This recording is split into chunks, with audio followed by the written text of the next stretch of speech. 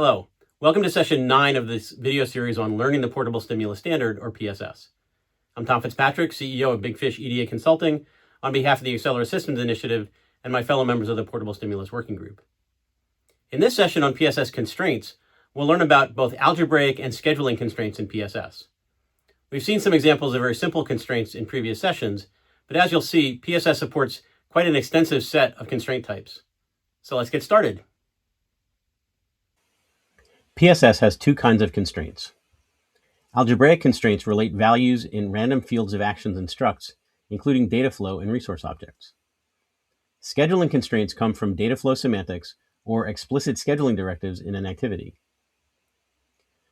For any field, every applicable constraint must be satisfied wherever it is declared, including in producers and consumers for data flow objects.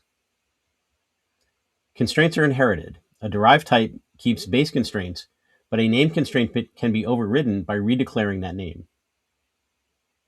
Constraints can be declared individually or grouped in a constraint block. Here, putM outputs a buffer, the companion getM inputs the same buffer type, and putM limits the output size to 8 through 127, and getM limits its input size to below 64. The compound activity traverses putM, xfer, and then getM. Xfer has both input and output buffers of the same type. The IOC constraint block makes their sizes and parity equal. Each statement ends with a semicolon, and because all constraints must hold, legal sizes narrow to 8 through 63. A constraint on the named getM subaction narrows that range again to 16 through 63. And an inline with constraint can also be used where its field names are relative to the action being traversed. So now the valid sizes are 16 through 31. An implication is a concise conditional constraint, an expression, an arrow, and a constraint set. Here, parity equal to 1 requires size of 64 through 127. A implies B means not A or B. If A is true, B must be true, and if A is false, B is unrestricted. So parity equal to 1 enforces the size range, while parity equal to 0 leaves size unconstrained. The solver can reason across this relationship in either direction. An if-else constraint adds an explicit alternative branch to the conditional. With only if, parity of 1 requires the size of 64 through 127, and a parity of 0 leaves size unconstrained, just as we saw with the implication. Adding the else clause constrains size to 0 through 63 when parity is 0. The for each constraint applies one rule to every member of a collection, such as an array. Here, it iterates over obuff.data and constrains each array element to a calculated value. An iterator gives each element a short name and simplifies the expression.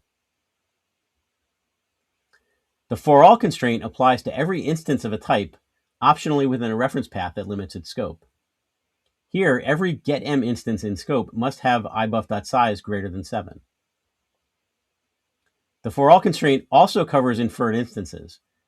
So replicating getM infers matching putM actions, all constrained to output sizes below 32. The unique constraint requires the solver to choose distinct values across a set. Here, the two output buffer data sizes must resolve differently. And PSS 3.1 is going to extend this to allow whole arrays or array slices, simplifying common use cases. A default constraint supplies a constant equality unless a higher level rule overrides or disables it. This struct has adder1 and adder2, each ranging from 0 to 3. The default sets adder1 to 0, and constraint C1 requires adder1 to be less than adder2. Those rules apply to every mystruct instance by default, unless a higher level declaration changes them. For S2, the action sets a higher level default of 2, overriding the struct default. And C1 still applies, so adder2 is now fixed at 3. For S3, the action disables the adder1 default, and C1 leaves adder1 free to go from 0 to 2. And a new S3 constraint can then set adder1 explicitly, while adder2 remains subject to C1. The distribution constraint biases the solver choices by assigning weights to values or ranges. Here, ibuff.id is distributed across several weighted values and ranges. The value 0 receives a weight of 30 with the colon equals operator. The range of 1 through 3 receives a weight of 25 for each value with that same operator. The range of 4 through 6 uses the colon slash operator, which divides the weight of 45 evenly, so each value gets a weight of 15. The value 10 receives a weight of 50, and unlisted values have a 0 weight. So each listed value's probability is its weight divided by the total. Scheduling constraints define sequential or parallel relationships among two or more action handles. This action contains two mySubflow instances scheduled within the same activity. Without extra rules, their actions and subactions have maximum scheduling flexibility. The sequence constraint places f1.a before sf2.b. And the parallel constraint aligns sf1.b, sf2.b, and sf2.d.